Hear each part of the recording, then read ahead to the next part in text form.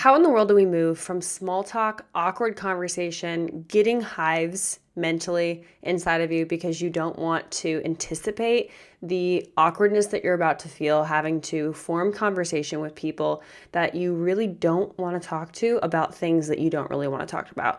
If you are anything like me, this is what is inside my brain on a daily basis when I have to meet new people. I am an extrovert at my core. Actually, I am convinced I'm an ambivert because I love my alone time. But maybe that's just the season I'm in, being a mom of a 1-year-old where they lovingly constantly need my attention. And so by the end of the day, I'm just like, oh my gosh, silence. Are we best friends? But let's just say I'm an ambivert, but I love people. Obviously, I talk to people for my career every single day. And even with that, like, I just love so much to go deep with people. And maybe like let me know in the comments, is that just a me thing? Does anybody love small talk? I've always been very curious about that, actually, because that is just not in my hardwiring. So today I'm going to be diving into a little bit of the book called Talk by Alison Wood Brooks. Highly recommend for you pageant contestants out there. I think that you will really, really, really like it. And also, how are we liking the new bold lip today? I have this new dark berry color for winter. Kind of loving it. Kind of loving it against the clash of my dark hair. So let me know in the comments if you're liking it. Of course, we have our hot pink summer with the crazy earrings today. So let's dive into it. And then I encourage you to get the book. And also, if you guys are on Instagram following us, you guys can comment the word interview to see our special for today is that you'll get all 37 of our interview coaching frameworks step by step laid out. They're really, really valuable. So comment the word interview below any of my posts, and you guys will really, really enjoy what comes your way. So the other thing, kind of announcement, and I didn't even tell my team this, so just sending them a little surprise. But kind of like a really vulnerable and personal thing for me to share that's really exciting for me. But I checked one of my accounts today, and in one of our payment processors, I am a few $1,000s away from hitting my millionth dollar made. And so I just wanted to like pat myself on the back for that today. But I'm doing an extra special end of the year special. I'm calling it audible for my team. They don't even know about this. But for anybody that has been like dying to work with me one-on-one, I'm going to open up a few spots for new members of my one-on-one NLP coaching for 2026. Can you believe we're in 2026? And I have so enjoyed. I have the best clients ever. Shout out to all of you guys listening. I have just loved being in their world and their lives. And one of my goals for 2026 is to have another baby. So we are once again at an exciting point where if you want to work with me, it will be the last time before I hopefully am taking maternity leave in the fall. So for my special mindset coaching students, which is I do neurolinguistic programming with, and all sorts of kinds of life coaching, spiritual development, goal setting, career advice, all the things, right? You just want me and you want my time. I only work with about 10 students at a time based on capacity. And most of my students end up re-upping, and we have 6 or 7 students right now. So to get over the hump for that millionth dollar, I am taking on about 3 to 5 more one-on-one students. And if you want that to be you, I would love for you to personally send me, like, pause this and send me a message on Instagram at the Powerhouse Pageantry Instagram. Or you guys can email us at info@powerhousepageantry.com and just mention the podcast. So say, hey, I was listening to the podcast and I really would like to be a one-on-one student of Coach Megan's. I will send you some information and then I will personally hop on a call with you. Again, who is this for? Really, this is for anybody that wants to work with me on a one-on-one level, but to put some qualifications to this, these are individuals who want to be the best at what they do and they feel like they are their limiting factor. Or again, you're just an entrepreneurial thinker, you are a high achiever, maybe you're going through, I really specialize in women who are going through a time of transition. So this could be from high school to college to the job world. This could be transitioning into marriage, transitioning, you just got married, or transitioning into motherhood, like anywhere where you just feel like you're stuck and you're trying to hold on to like the chair of the past and also the chair of the future. Not to make this whole podcast like an infomercial or anything, but you know who you are, who are listening to that. And there are a lot of women who feel like they're in that season. Another person that I work with a lot is somebody that is asking questions about what is my calling? What is my purpose? What is my career? Do I want to, undergo potentially a career change? Do I want to start a business? Do I want to shut down a business? Do I want kids? Do I want this? Do I want that? And just feel like parts of them are fighting. That's a person that I really, really like to work with. Okay. Who I'm not looking for is somebody that is looking for me to, be the God in their life and isn't willing to do the work. Okay. I'm not a crystal ball. I'm not a genie in a bottle. But I am absolutely here to support you and to use the modalities that I'm trained in to be able to help bring a lot of things to the conscious surface that are questions and emotions and things that are swirling on the inside that aren't really making sense on the outside. And so if you have a question, I encourage you to apply. You guys can book a strategy call with me if you already have that link, or we can chat in the DMs, and I would love to just qualify and see if we'd be mutually a good fit. So I'm just so excited. So help me hit my millionth dollar through that. And then also you can join strategy call for Pageant Academy too. If you really, really want to win your pageant this year, we are opening up 10 more spots for that in January. And then we've got Mastermind coming up, which is already half sold out. And I'm just so blessed and so honored. We're going to do another small push for that in January. So that's it for announcements this week. With that, let's get into parts of this book that really stuck out to me. So first and foremost, we talked about last week how everybody, apparently, according to the science, most everybody, we should say, hates small talk, struggles with small talk. But again, I want to know, please tell me if you're somebody who enjoys small talk. I would love to know why. I would love to know your perspective. I would love to know inside of your brain, of your world, because we all think very differently. So I would love to know what about small talk specifically you like. So please put that in the comments. I read all the comments and I'm very, very curious. But one thing that I really wanted to dive into today are the 4 points of Alison's talk framework. So that's what the book is called, Talk. So T stands for topics. Okay. A is for asking. L is for levity, and K is for kindness. So I want to go into this a little bit deeper.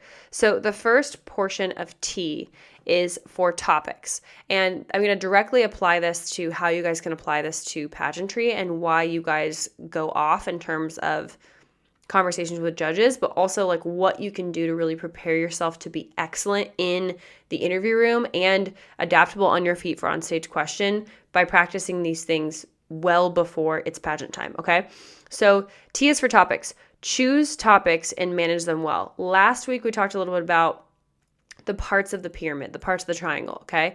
And there is small talk, and then there is what I call table talk. She calls it something differently, but it still starts with T.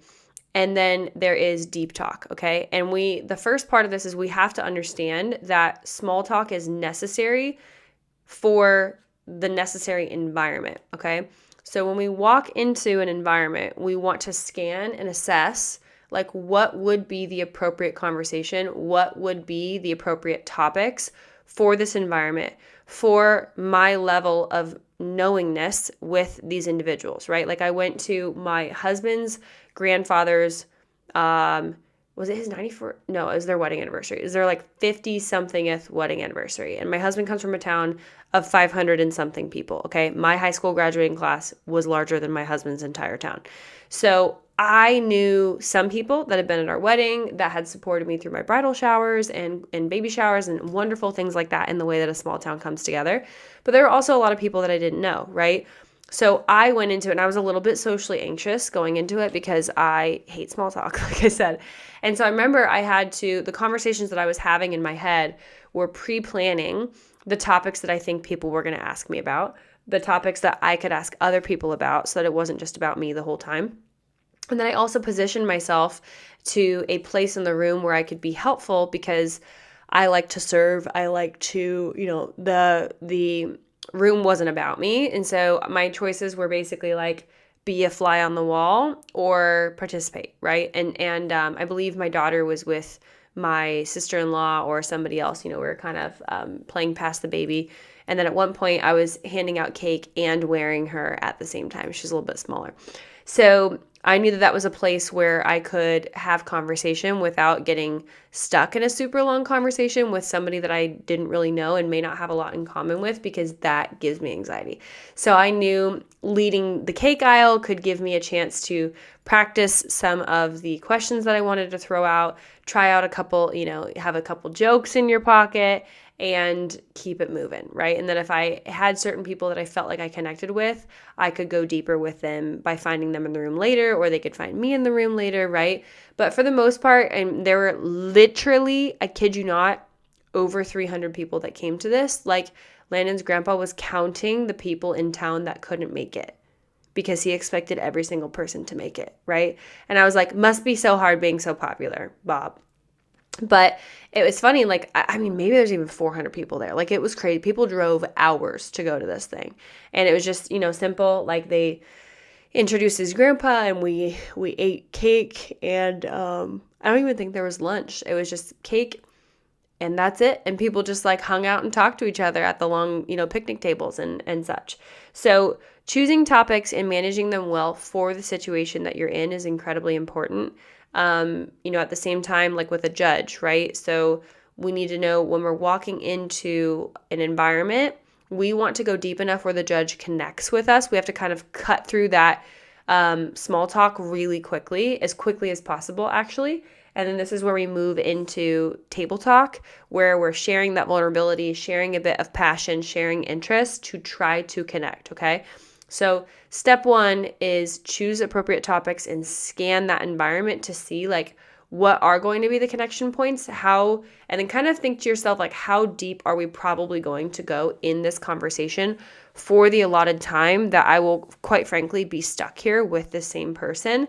And then how far do I want to take it deeper? What is appropriate for the goal here as well, right? Because if you're on a date, the goal is very different than if you're in a pageant, which is very different than if you're at a graduation party and you're never going to see these people again, right? Or you're waiting in line and you're talking to the barista, or you're talking to, my husband and I went to a comedy show, right? And we had to wait in line for like an hour because it's first come, first serve when it came to the seats, and we wanted to get good seats, right? So like you're stuck in line with people for like an hour. So eventually, like, small talk is not going to cut it, and you either keep talking to just, your husband, or eventually you broaden your horizons a little bit and see if there's like something that you could connect with people on.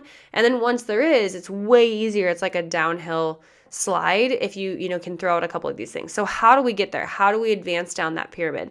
Well, that brings us to Alison's step 2, which is A is for asking.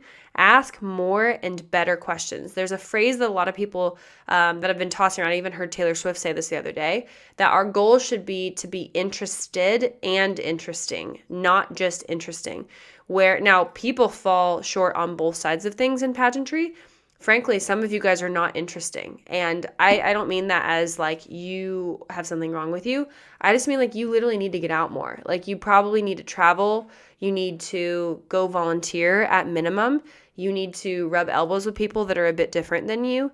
Again, no offense to small towns whatsoever, because this can happen with people in a big city as well. You can be in a palace of a very privileged life, should I say, where you just haven't really gone through anything that has created that grit in your life. Now, there are very wealthy people that carry a ton of grit too, right? So it's not just black and white like that. But point being is you need to have a little bit of that substance that actually creates wisdom, that creates depth. One of the core pillars of our mindset training is wisdom. It's like the whole thing that we go through this second week where we talk about platform and your mission in life and all these things.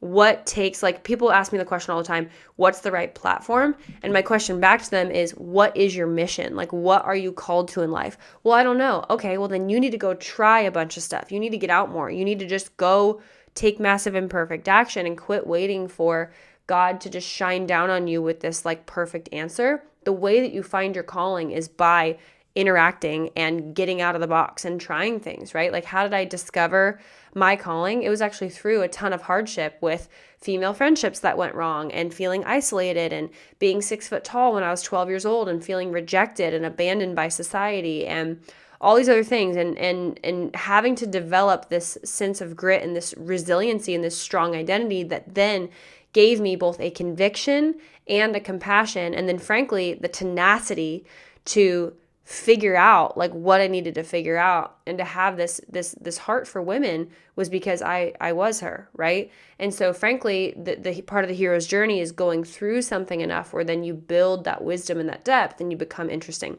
I also think there's a huge spiritual component to this that takes you from a 2-dimensional person to a 3-dimensional person. A person with a spiritual life will typically, not always, again, because you have to do the practical, tactical part of like getting out of, like, you have to leave your room and go experience things, right? Like that naivety needs to be broken a bit. And I don't mean by like sin and just like wackadoodle going and trying things. I mean with wisdom, trying things for the sake of finding out information in a good way, right? Seeking that wisdom and asking the Lord and recalibrating as you're doing that, not just willy-nilly being like, I'm up for anything. I'm just trying anything, right? But then the spiritual component of this added to that gives people a 3rd dimension, because that is where our depth comes from. Like wisdom ultimately comes from God, right? So the more that you can round out and develop that spiritual life, which is really fully developing that internal talk in a positive way, fully developing that emotional intelligence, which is really spiritual intelligence, will give you a supernatural leg up on the competition. And this is something that develops that it factor, and you become that it girl that everybody wants to be. And so rounding this out, adding now that you're interesting, right? How do I become interested? Well, this is asking better and more questions. So the quality of your questions also determines what's going on in your internal world, okay? So really shallow people cannot ask deep questions. Very emotionally unaware people cannot ask emotionally intelligent questions, right? Unless they're being a parrot and just like asking something because somebody told them to, which is still a great place to start. Remember, modeling and repetition is a great part of mastery. Like, you don't have to feel it to do it. Like, literally just learning how to do it anyway, copying excellent people is actually a fantastic thing, okay? So again, I'm going to get haters in my comments. Like, I got some mean girl the other day was like, well, I'd rather be myself and fail than like copy somebody just for the sake of copying. And I'm like, you entirely missed the point, Sheila. Her name's not Sheila. You entirely missed the point, my dear. The point is not to copy for the sake of copying as if that is the end point and now I'm ready to compete. That is literally day 1. Like, that's day 1 through 30. That's where we're just building the muscle of consistency to learn how to model excellence. That doesn't mean that that is our stopping point, right? Tony Robbins, which is one of the great people that I admire and that I follow and that I glean a lot from, I will watch Tony Robbins' video and practice a lot of his vernacular. I will practice and start adopting some of his thinking. That doesn't mean that I think I'm Tony Robbins. That doesn't mean that I start talking like Tony Robbins. That would be crazy if you've heard his voice, right? Although he is my tall brother. So, but it does mean that I'm extracting from him. And then again, like a cow chews its cud, right? Like a meditation, I'm going and I'm thinking and I'm recalibrating and I'm processing that through my identity, and I'm asking the Holy Spirit and I'm saying, God, what does this mean for me? Like, how should I try this on? What part of this fits exactly and precisely, and what parts of this fit kind of, but then I need to spit out the rest, right? And so that's where we need to have ears to hear. And again, that spiritual component is what is our secret sauce, you guys. It is literally our secret sauce that just, frankly, like people who can't talk to the Holy Spirit, like, they're only bouncing this thing off themselves, right? So we're going to be way faster because the Holy Spirit that leads us and guides us into all truth and sets us free, in the iron that sharpens iron and the word that sharpens us, right? The word of God is alive and powerful, sharper than any two-edged sword, dividing into the soul and spirit. Well, the soul is the mind, the will, and the emotions. And so the word is going to do that and be this thing that bounce, like just sharpens you like crazy and bounces it off perfection of the word, as opposed to bouncing it off your own thoughts, which is why we have to process everything through the word of God. And this is actually how we master any skill that we want 1 billion times faster. Thank you, Jesus. That was a good word. That was a word for someone today. Okay. So asking is how we become more interested. And then we also need to make sure that we're developing are interesting. And this is me adding on her framework, obviously, entirely. Okay. This is a good example, actually. So I'm reading parts of this book and then I'm chewing on it. I'm meditating on it. And I'm like, okay, God, what does this mean for our girls? What does this mean for my clients? What does this mean for me? How can I teach this in a way that's really, really applicable to where these individuals are at in their life? And how can I sum things up in a way and add my spice, my flavor, my colors on it in a way that my clients love because they love me, the people who love to listen to me and love to glean from me, right? Like, what is my role in teaching this? And how can I shed anything that is not of you, right? Which this is not a spiritual book, so there's really nothing that isn't of God in here. Okay. L is for levity. Use humor and warmth to keep conversations fizzy and engaging. Okay. So I talk about in interview a lot, not defending or proving anything. Okay. No pretending, defending, or proving. This is really important. If you sense yourself starting to do that, like, healthy people know how to self-deprecate, but not all humor needs to be self-deprecating. It can just be funny, like just funny. So, like, don't say I'm not funny. I think that's just a part of you that you need to learn how to develop if you want to be a knit girl. Like, if you want to be a powerhouse and you want to be the girl who has it all and has eyes that look to her when she walks in a room and everybody wants to be her, then sorry, like, you need to develop this. So you need to find it. Okay. I have a very witty sense of humor. I have a very quick sense of humor. I do not have a humor that is at other people's expense, but I would say I have like a big sister sense of humor. So like my friend Liv just left right before here. She was just working from my house today. And I wouldn't say pick at her because it's not in like a mean way, but like, I don't let her get away with anything, right? Because she has a really good sense of humor too. So like, and I'm just calling it Liv if you're watching this, we can laugh about this later. But like, our worship team has a joke that Liv spills things at the most inopportune times. But Liv has a really healthy sense of self, so we know that she can handle it, right? And so like, whenever she spills something, someone at church will take a picture of it, but we don't tell her. And so like, just a couple weeks ago, we had just moved into our new building after 8 years as a church. And lo and behold, and this is funny also because I spilled something yesterday and then they all did it to me too. The entire worship team took out their phones. And, well, not the entire one of the guy in the worship team who always takes the pictures of Liv takes his phone out and takes a picture of me, and he's like, I'm adding this to the album. And I was like, I receive it. I can take the heat. Like, I totally get it, right? So we like kind of josh on each other like that. But then also like we build each other up in each other's identity like all the time. And I'm always like breathing life into people, right? But I am also going to take a picture of her when she spills something because it's hilarious, right? So, and then like, I don't know, just other, like, for me, it's very like cultural humor, like a lot of like Christian jokes that you have to understand Christian culture for it to be funny. Tall jokes, just pointing out things. Again, not at people's expense, but that like you had to be there in the moment to know how funny it was. But I just have like a quip for everything, right? Whoever's played Jackbox games, Quiplash, I dominate at for this very reason, because it's very like reactive in the moment, okay? So that's my kind of humor. Some people have punny humor. Some people love, I don't know, I guess historical humor or something, right? And one thing that I would just caution you of is, again, we have to know the environment. So like if you're more of like a sexual humor, dirty humor kind of person, that's just not going to be the place inside of pageantry. And frankly, I would encourage you to expand your sense of humor. Also, if cursing is your type of humor, not going to be appropriate for a pageant. And I also, this is a hot take, but I think that cursing is a sign of weakness. I think cursing is a sign of two things. It's a habit. And you need to change your friends if everyone around you is like cusses and that's what they think is funny. And this is coming from, like, my husband cussed a lot more when we were first dating. And I wasn't like a grammar Nazi or anything about it, but I was just like, I wonder why you do that all the time. And it was funny. I just had him start kind of questioning it. And then that led to questioning the lyrics he was listening to. And that led to questioning like a bunch of things. I wasn't pushy. I wasn't momming him. I wasn't like, you have to do this or I'll break up with you. I just like planted the seed of like, I'm curious. Like, why do you do this? And eventually like it fixed itself and he doesn't cuss anymore, because he was just like, oh, you're right. Like, this is two things: a habit, because everybody else around him, the music that he's listening to, like, it's just what people did. Like, he had just never questioned it.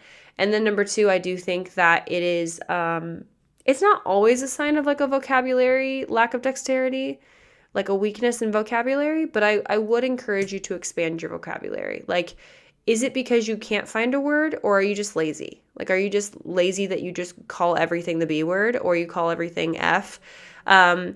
That's going to create cognitive dissonance. Here's really why I'm saying this. Like, that's going to create cognitive dissonance in your brain if you're constantly switching from this version of me cusses, but this version of me needs to be prim and proper in a pageant. Like, I would highly recommend just cutting that out in your daily life, like trying fasting it for 30 days, and I could almost guarantee you won't go back. And then once you stop, you'll start to realize how annoying it is, and you'll start to realize actually how vile it is for coming out of a woman's mouth specifically. It's very masculine. And again, then trying to shift into this elegance, this grace, this femininity that you want to carry, cognitive dissonance. Okay. Your heart doesn't like that. Your identity actually doesn't like that. Your heart and your identity wants to be pure. And again, not like you're going to hell or anything if you cuss. And I'm not even condemning you, to be honest. Like, do whatever you want. However, we don't want to do things that are constantly causing us to have an on or off switch. That's what causes people to feel like they need to be a pageant patty. That's what makes them feel like they have to perform an interview or on stage. And it is not you're literally setting yourself up for a messy headspace and for an anxiety spiral. It also is what causes people to have to control everything during pageant week, and then their behavior gets weird because internally they're trying to control everything, and then they're sobbing in the bathroom, or they can't stop talking and they're like, why can I not stop talking? Like, I'm annoying myself. Or they become the helper. They adopt these weird personas with weird behavior during pageant week, and it's because they are shifting to try to shift into an identity that is actually not the real them when they're outside of the pageant. And yourself desperately wants to be whole and wants to be real and authentic. So I know that just set somebody free today, and I know other pageant coaches are not telling y'all this. They're like, yeah, just memorize this answer and just do this. And I'm like, yeah, tell that to the panic attack that you have right before interview, because you have been you're like a fake person when you're doing pageants. Well-intended, by the way. Very well-intended, but still fake. Okay? So it girls are not fake. Powerhouse girls, not fake. They learn how to, like, here's the deal. Expect more for yourself. There's nothing wrong technically with cursing. There is biblically. But, like, you can do whatever you want in society, in America specifically, and get away with it. Like, you're not going to get fired probably. Like, it's fine. But if you want to call yourself higher, if you want to be the it girl that everybody sees, if you want to carry an effortless grace and an authenticity that is to be admired, this is the kind of stuff. Hold yourself to a higher standard. Be better, you know? Okay. K is for kindness. Try to prioritize your partner's conversational needs. So this is less specific to directly a pageant setting. But again, this actually ties really great into what I was just saying of, like, are you putting on this kind front once you step into your pageant, or are you actually a kind person in everyday life? Like, for real. Or do you secretly have anger problems and you're bitter and you have unforgiveness in your heart and you're actually kind of a mean girl, if you're being honest, because something about that persona of not being kind. So again, angry, mean, these different personas give you significance or cause you to feel powerful when you put other people down, or you feel cool when you smoke, when you drink alcohol, or when you wear super, super skimpy outfits, or when you hang out with these friends even though they make fun of you behind your back, or whatever, right? Like when you spend a bunch of money that you don't have frivolously so that you can share a Louis Vuitton purse on social media because it gives you significance and it makes you feel cool. That's fine. But how is your soul? How are you doing when you're sitting alone in your bed, scrolling Instagram, comparing yourself to everybody? Do you still feel great about that purchase that was way above your budget, and now you're freaking out at the end of the month because you have more month than money, and you're wondering how you're going to make ends meet to keep up with the Joneses and look as cool as the next girl because you think you have to have designer everything just to fit in with your fake friends? Like, this is what I'm talking about. This is actually why people get anxiety when they talk to people in an environment where they have to level up, is because they actually feel like a fraud because some part of you actually is a fraud. Because you are playing dress up and playing princess and pretend and all these things, living this fake life, trying to live up to the standard of what you think an influencer is and you think a leader is, but you're not actually slowing down enough to do the deep work to become the actual person that commands leadership, that carries a skill set that is worthy of this it girl standard, that becomes somebody authentically that everybody else wants to be, because all you have to do is walk in and walk the walk and talk the talk and be the bee, okay? And there is no anxiety in that when there's no pressure to be anything other than yourself, because you actually are her and you are it. And that is why judges are not picking you, even though they like you. And that is also how judges will start to pick you when they super duper like you and can't take their eyes off of you, because magnetism comes from authenticity. It is the highest vibrating frequency by far. Confidence is underneath of that, okay? But authenticity is the most radiating, beautiful, like glorious, glowing quality on earth. Tested, signed, sealed, delivered, proven, okay? So that's why like books like this are really tactical, practical, and they're fantastic. And I'm like, okay, great. And this is why, drum roll, please. Are you excited? I am actually writing a book in 2026 that takes you guys through, I would say, like everything that comes before this, as well as some tactical practicals for how you can dominate every aspect of your pageant. But I want you guys to think about the book that I'm writing as like this kind of stuff that body checks you on the inside to even be prepared for, okay, now here's how you talk about your platform. Okay, here's how you pick a platform. Here's how you walk on stage. Here's how you choose clothing. Here's how you do your hair and makeup. Because the thing is if you're constantly fighting against yourself to even get yourself to do those things, like you're literally just lighting money on fire. And I don't want you to do that. Like I desperately don't want you to do that. So let's make a commitment. Can we please? Like, let's make a commitment to getting right in 2026. Can we level up?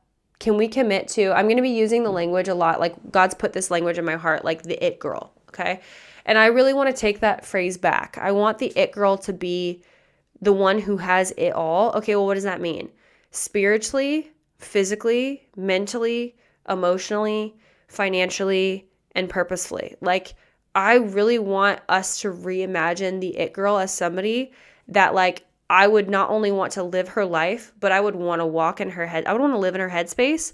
I would want to walk in her shoes. I would want to be in her marriage. I would want to live in her home. Like I would trade places with her in every aspect. Because here's the thing, I want you to visualize this for a second. Okay, great. Let's say that you trade places with someone that you admire that has a lot of social media followers. Great. And you are making $20K a month, okay, coming from that. A part of you will be fulfilled because your needs are met no matter where you live. Your needs are met, and there's a certain level of significance. There's a certain level of security that comes from that. But what if I tell you that with that now you grew up with an abusive father who you don't talk to? You feel like your picker is completely broken in terms of knowing what you deserve in relationships. You have crippling anxiety from the words that your father spoke over you your entire life. That every time you go into a pageant, you hear him saying, you're worthless, you're ugly, you need to lose 10 pounds, you're this, you're that, you're this, you're that. Just these terrible word curses that he's spoken over you. And then on top of that, he was an alcoholic. And so you feel like your ability and your gauge for alcohol is a little bit broken. You're either really, really scared of it, or you feel like you have to drown your inner voice with alcohol or weed or whatever it is. Or the love of men, where you're constantly going on all these dates and hooking up with men that you know, or maybe you don't know, like don't deserve you. And actually you're treating them really poorly in return, and you're ghosting people, and you always have to have, 3, 4, 5 people on the bench because you're so desperate for love that you'll do anything to fill this hole in your heart. And this is exactly why I became a coach, is because money at the end of the day, the perfect body at the end of the day, winning the pageant at the end of the day, will not fully satisfy you. There is a God-sized hole in your heart that can only be fulfilled by the person that can make you whole, that has made you whole. That's it. And if there is one reason why I'm on this earth, it is to help people realize that, to pull back the veil that, okay, great, honey, once you win the pageant, once you hit the size 0, once you finish college and get the degree, now what? Now you're either addicted to this next goal that you're trying to, again, square peg, round hole. You're trying to shove a square peg into a round hole, hoping that if you like slam it in hard enough, it's going to eventually be a circle. And God's sitting over here like, I'll be here when you're ready. I'll be here when you're ready, honey. I love you. Like, I'm over here with the right shape, just asking you to like, let me complete you. Just asking you to like, let me into your heart in a way where like, boom, perfect match, you know?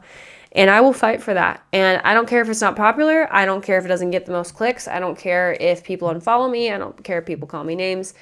I don't care, because I know I'm right.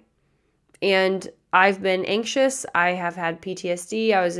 I've been abused. I've had all the things happen to me that people would say, you don't know what I'm going through. And guess what? I don't have to specifically, personally know what you're going through to know that this is the truth, because the truth is what sets you free. I've been somebody that even knew Jesus to an extent and still dealt with anxiety and, insomnia and all these different things that just complete mental breakdown 2 different times.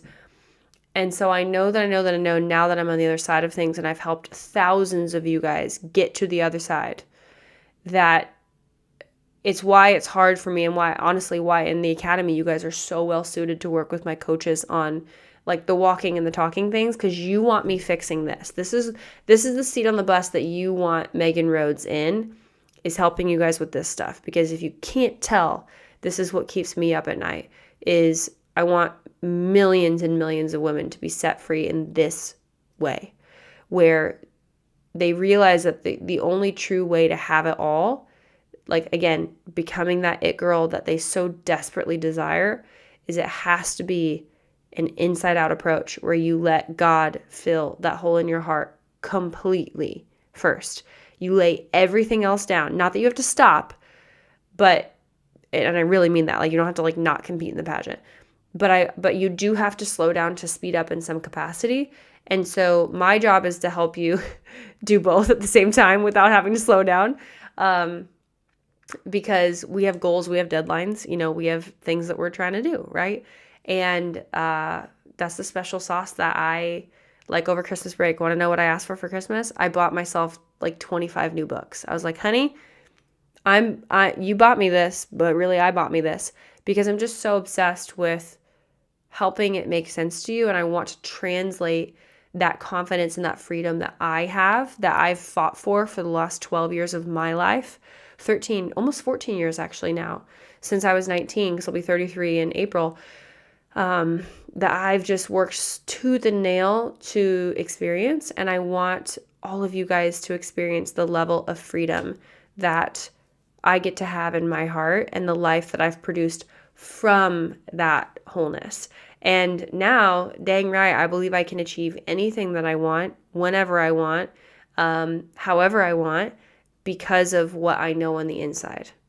Not because somebody gave me permission, not because I need to be validated by the goal. Like, the goal is just something I want to hit because I feel like it. Not because it's healing a part of me, not because it's setting me free, not because it's validating me. My significance comes from heaven. My significance comes from who I know that God created me to be. And then I contribute from that sense of significance, and the skill set that I choose to build, the knowledge and the wisdom that I choose to build in my life, is from an inner conviction that I already have. And that is what causes me to achieve mastery in things so much faster. That's what causes me to not need to be constantly motivated by someone or something else, although I do have coaches, because immersion matters and community matters so much more than people think, especially high achievers, because you will go so much faster when you go with a team. You just will. The amount of money that you'll waste and time that you'll waste trying to do it alone is insane. Believe me, I tried it for the last 2 years and didn't have a coach. And I was like, oh, this sucked. And the second that I hired a coach again, we had like our highest months ever, and I was more fulfilled, and God's just like downloading strategies to me, and I just get to like gab with other business owners about like, what are you trying and what are you doing? And it's just like, I'm just having 10 times more fun, because women specifically were just not called to do anything big alone. Like we just weren't, So rounding this out, I really feel like this blessed people. This is supposed to be like 15 minutes. Here we are, 40 minutes. Can't stop gabbing. It's because I'm having fun. So help me hit my millionth dollar, okay? DM me on Instagram if you want to be a one-on-one mindset, identity, career, really anything. Like you just want to work with me. You want to punch in that spot. Just DM me a personal message on Powerhouse Pageantry. Be like, hey, I listened to the podcast. I really want to be part of helping you win your $1 million. Will you work with me? We can hop on a call. And then if you want to fill out a strategy call, application below for Pageant Academy. We're taking 10 more spots in January. That's going to be super fun. And then as always, we're doing another push for Mastermind, I think in a couple weeks. So be on the lookout for that because we only have 10 VIP spots left at the time of this recording, and those will go probably in 24 hours. So Mastermind is March 27th and 28th here in Omaha, Nebraska. Take a look at that. And then as always, you guys can go to powerhousepageantry.com to get our courses, walking course, interview course, mindset course, and then our 25 courses for $47, which you guys can get at howtowinyourpageant.com. So many exciting things going around. I love pouring into you guys. If you guys ever have a question or an episode that you guys want me to do or a course that you want me to make, we love hearing from you guys so that we can put it in the pipeline. I've been loving seeing your guys' commenting on our ads from how you're loving the 25 course bundle. And we've had people win already from it that are just like, it's so cute. This one lady posted on our ad. She posted in the Powerhouse Club. She sent an email. She posted on a Powerhouse post in Facebook. She just wanted everybody to know how much it was helping her and that she won immediately, which was just like so fun to see. So I love you guys so much. It's an honor to help just hopefully give you guys wisdom every single week and get you closer to the heart of the Father and operating in your gifts and callings in the kingdom. And if you guys are liking kind of these more unapologetic podcasts, please keep gassing me up in the comments, because my goal in 2026 is to be 10 times bolder and to make posts and make YouTube videos that scare me. So it's going to be great. I'm fine. But anyways, love you guys. I will see you guys next week.